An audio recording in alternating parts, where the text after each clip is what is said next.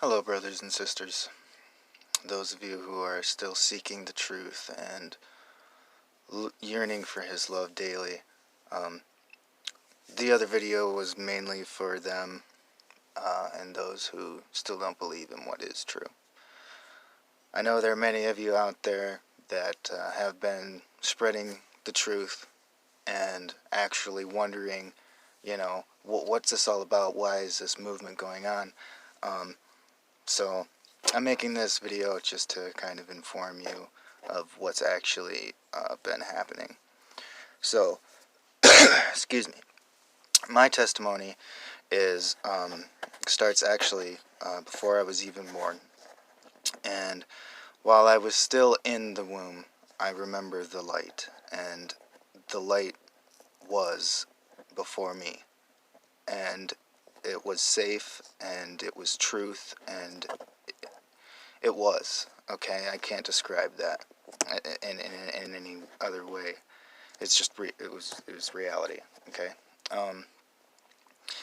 Then after that, being born into this world and growing up in the family that I did, they were very religious, born Baptist, right?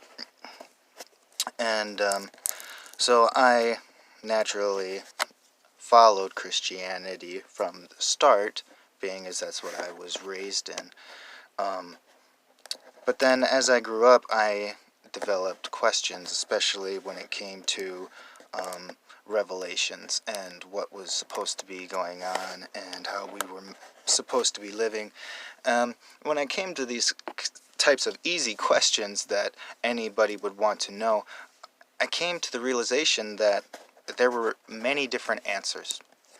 And the reason why there were many different answers is because there were many different truths. And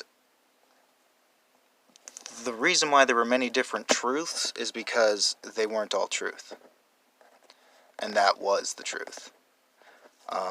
We had many different denominations. Christianity has the most denominations of any religion that has ever existed, which means different sub-beliefs of the same religion, basically, to those who don't know what that means. And so what I came to realize is, well, why is there so many different denominations? That seems kind of odd. So I researched all of them, and I came to the fact that the reason why they're all separated is because this is the one that's actually true out of all these other stories that are going on out here. Because in reality, you have a good and a bad. You've got a good choice and you've got a bad choice. Like, I'll give you a good example. Like, say you're cooking over a stove or something, and you have a choice. You can either touch the stove or you could not. So the good choice would be not to touch the stove, obviously, because you would get burnt.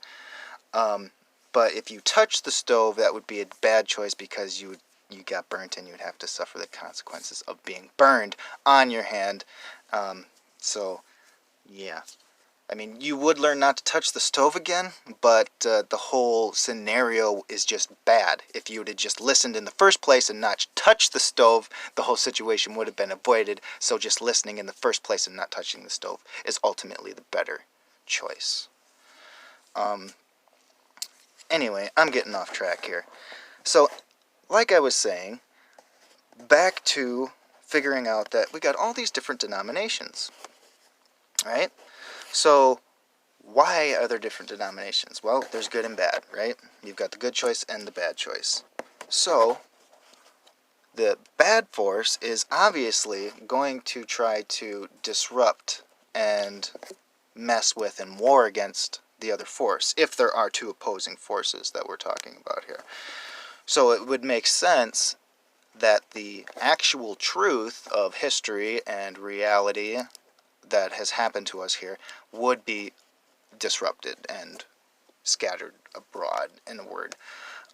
So that's why we have different denominations and we have different texts. And when you look back through history, you come to find out that this is all basically spearheaded by the Roman Catholic Church. And the Roman Catholic Church is the ones who have divided up books. And that's why you have the apocryphal books, they call them, or the books that we took out, in other words, is what they're saying. Okay? So, you guys can't deny this, alright?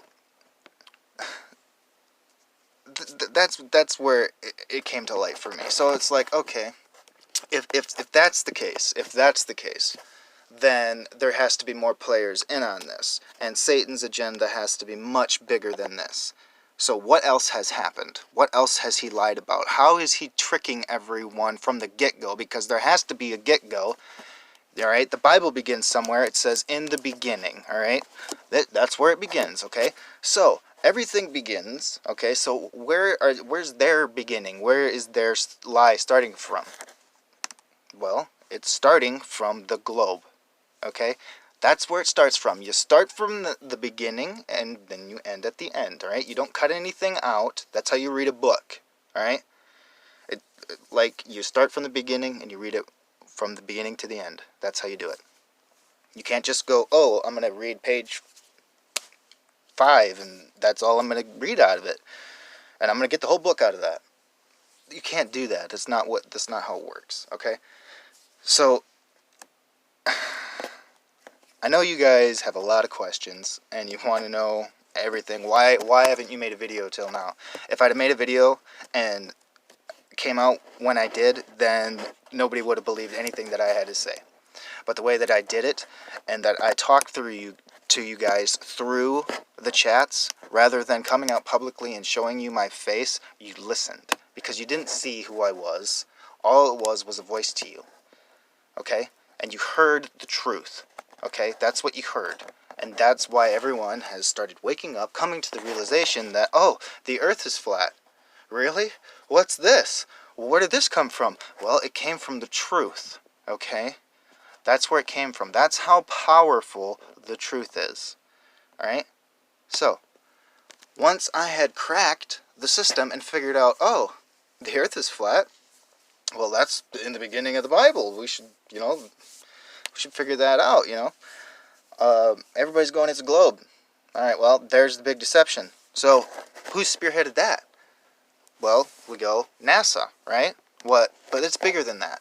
So, we need to go back further in time, and we need to look at Operation Fishbowl and Operation High Jump, or Operation Dominic is another name for one of them.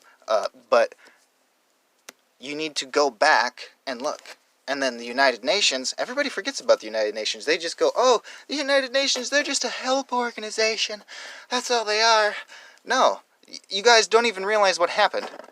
Alright, Admiral Byrd, went down to Antarctica, and he come back and he told everybody, man, there was rich in resources down there, you better go check that out, And so every country from everywhere went, oh my, we gotta go! And they ran down there and they went, uh-oh, we need to get together, and we need to agree that we don't let anybody come down here. Nobody. Why would they do that? Because it's rich in resources? A frozen Arctic wasteland is rich in resources.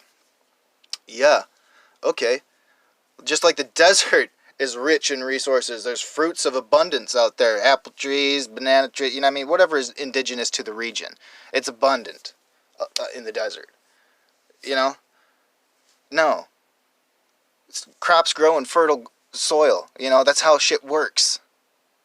If the ground isn't fertile, if the soil isn't fertile, if it isn't good ground, the seeds ain't going to produce good fruit. That's how it works.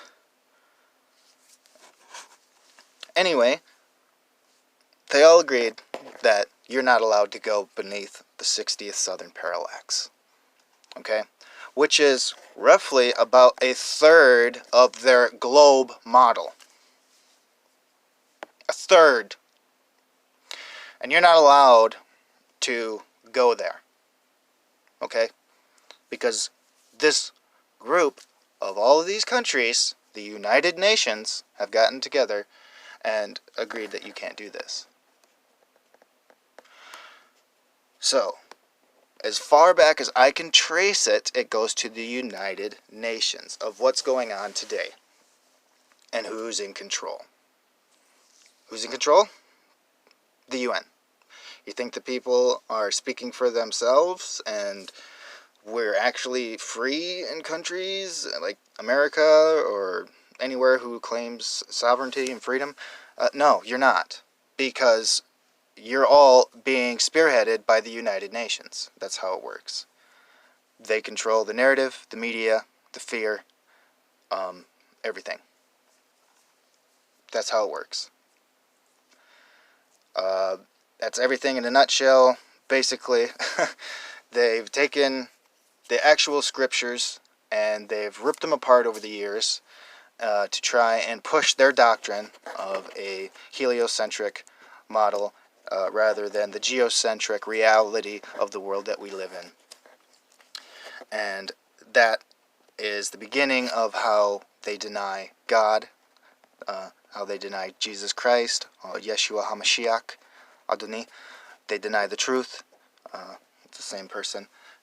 And the word is the same person. But they don't understand that because they're not in truth. So, to all of you who's watching, just stay in truth, seek the truth, and you will find it. Time's getting short, guys. The second's going to be coming pretty soon. He'll be here, but I had to come first, and I had to come in a way that it wasn't me seeking fame or fortune or anything like that. It's him showing everyone that I'm coming humbly and as a servant rather than someone who's seeking power and wealth and fame like all of these other fake prophets that have come before me.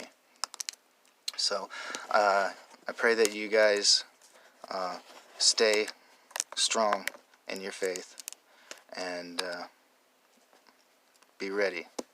Fill your oil stands and lampstands with oil because time's short and the bridegroom is coming quick. So may he bless you, brothers and sisters, and I will speak to you soon.